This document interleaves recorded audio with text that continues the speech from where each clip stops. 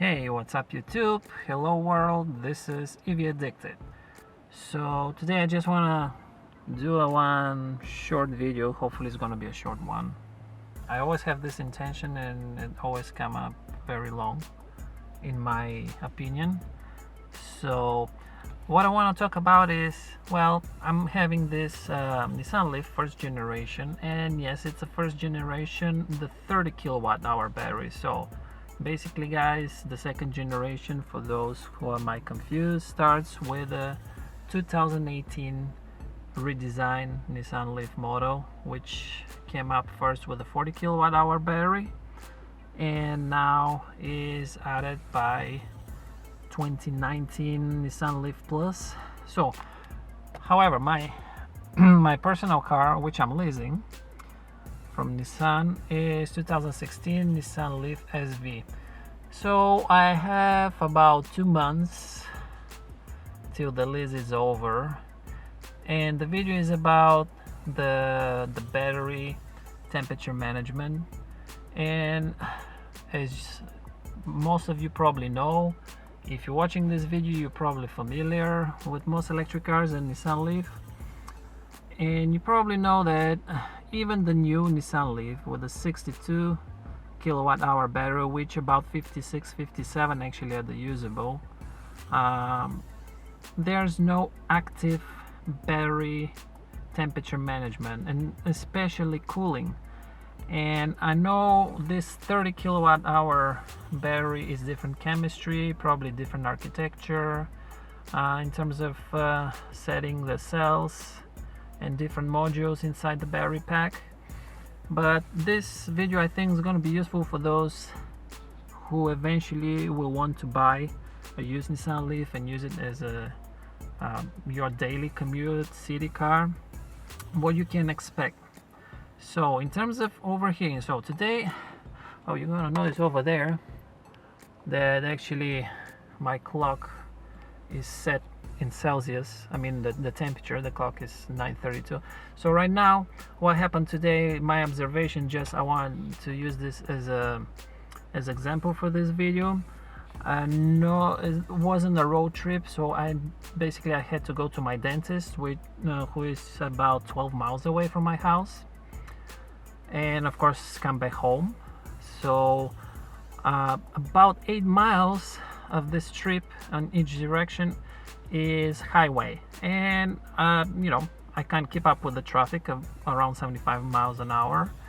And on top of this, when I started, the battery was already 6 bars, which this I noticed, if you compare with the LEAF Spy, usually equivalent of 80-85 Fahrenheit, about, if I'm not wrong, 30 something Celsius in low 30s in Celsius.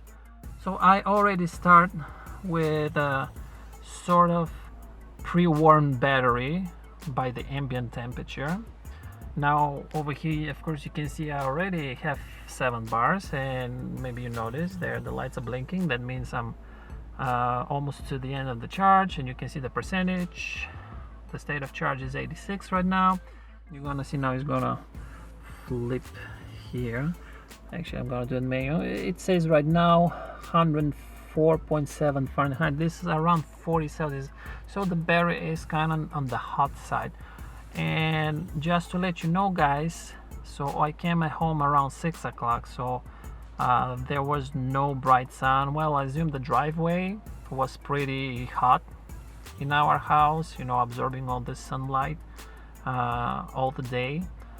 But I came with around 101.7, I think was Fahrenheit, so it was already warmish battery.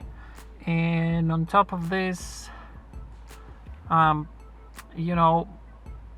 think I left with about 99 or close to 100 degrees Fahrenheit at the dentist. So interestingly, didn't warm up so much during my trip back, but I can gain a little bit temperature during my AC charging. So my charger is Clipper Creek. It's capable of 32, but actually Nissan LEAF pulls around 27 amps.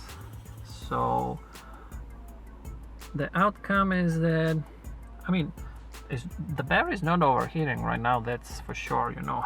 We're not talking about this, but my conclusion is just for you guys to know. So this wasn't even like a road trip or something. It was just a typical daily commuting, where I would just have maybe about 60% of the trip on the highway at the highway speeds. And today was like pretty hot day in upper 80s, and the battery is already warm, so drying faster warms up the battery. And as you can see, even charging on your AC at 6 kilowatt also warms up your battery. So now let's say in this scenario, if I had to go somewhere and taking the highway, most likely actually I'll increase the temperature of the battery even more. And this probably will be the case. I probably could do this right now, hop on the highway here near my house and drive with 70 miles to do sort of like a range test, and pretty much heat up the battery a lot. But this is very possible scenario for most of you, although most of you probably not gonna be you know, doing such frequent charges. But let's say in my case, I don't charge, especially now with the quarantine time of COVID. I don't charge every day at all. Actually, to be honest, I charge at the best once a week, if I charge at all. So it just, you know, after driving a couple of days and probably less time, about a week ago or so, I arrived at home with about 13%, so it's a normal time to charge. But let's say if I needed now to go somewhere, this would be a pretty challenging for the battery. And this is even not DC fast charging right now. This is just the AC. It just happened, you know, hot day plus a little bit, 60%, 50% highway driving, you know, hot driveway. I mean, this car is not flying, obviously. I cannot have, and I believe most people out there will not have the luxury to choose where to park their car. If you have a garage and you can actually use it, because I have two, but there's another car inside, well, that's good for you, and especially good for your Leaf. But I don't think everyone can afford this or can have this. Maybe even some people will be parking on the streets often if they are not charging. So this is the situation. Hot weather, this is just a summer weather, and this is where I notice the state of health of the battery drops the most after the summer. So itself, and I never actually overheat the battery itself, you know, just the summer weather affects the Nissan LEAF battery. And we're talking Nissan LEAF battery first generation. This is like pretty much from 2011 till 2016, the 24 kilowatt hour battery, and then 2016 and 2017 was a 30 kilowatt hour battery, and then the second generation came with a 40 kilowatt, so 40 kilowatt hours. So this is what I wanted to share. Well, I actually just gained a little bit more temperature now. I'm trying to focus. 104.9. So as I am attempting to make this video short, okay, 88%. So this is towards the top of the battery now. You know, actually I might actually surpass. Oh, okay, dropped 104%. I guess it just of increments of 0.2 Fahrenheit. Yeah, so it's fluctuating. 104.7.9. That's an interesting moment. And this is the sensor for the sort of that shows the maximum temperature, not the sensor, but like the on the top, what you see is supposed to be the maximum value measured in the pack. So it doesn't really tell you where exactly in the battery is. So, but this is guys and girls.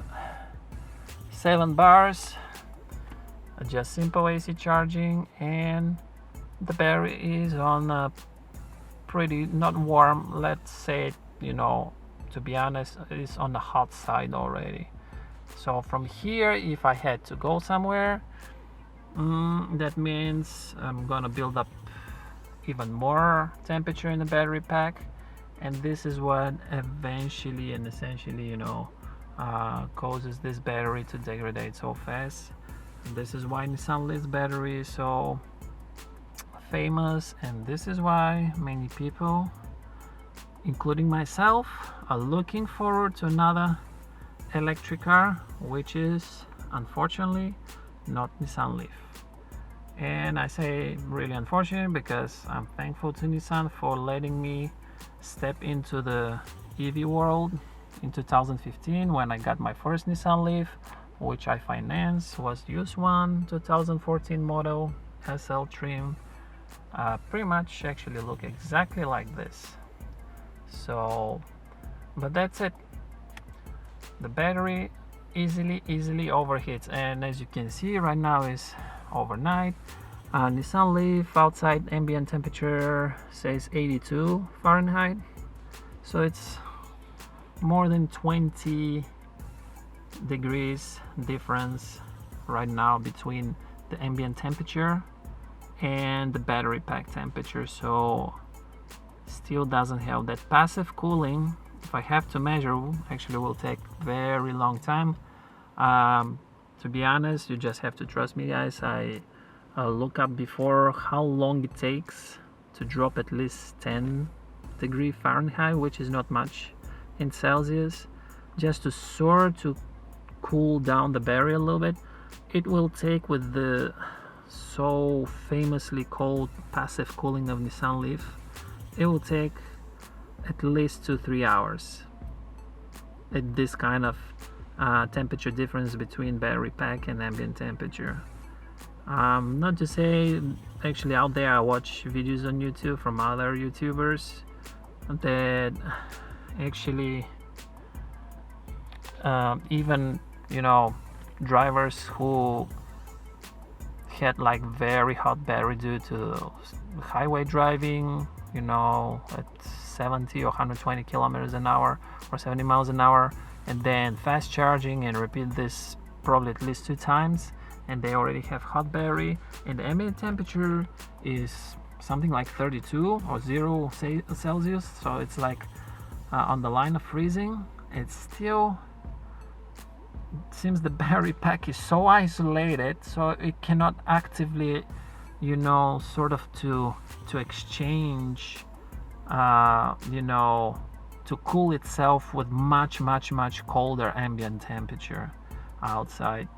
You know, it literally takes hours and hours, even though outside can be freezing temperature.